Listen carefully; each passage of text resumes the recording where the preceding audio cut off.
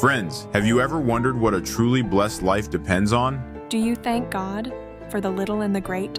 Do you want to see blessings multiplied in your life? God has set a special order of multiplication, and this episode is about the principle of God's multiplication. Autumn is the golden season.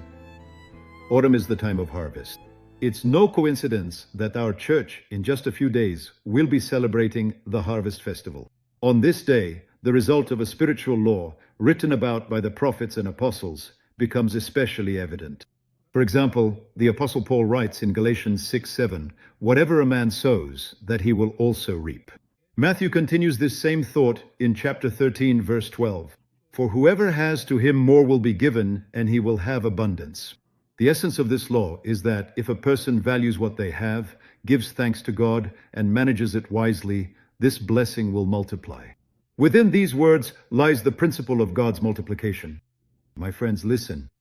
The principle of God's multiplication begins to work when we live not for ourselves, but for God and for those who need God. Our words, our actions, our attitude toward life, these are seeds. If we sow ingratitude, complaining, and selfishness, we will reap emptiness. But if we sow seeds of goodness, peace, and love, and sow them with God, a harvest of blessings will grow. Isn't that so? Jesus once demonstrated this law in action. Let us recall the story of the 5 loaves and 2 fish. To people, that was a meager supply of food, but in Christ's hands, it became a plentiful feast for 5,000 people, not counting the elderly and children. Someone might ask, how could this miracle have happened?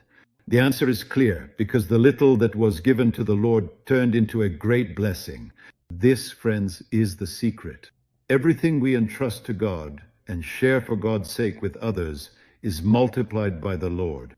The question is, does this law work in our practical lives?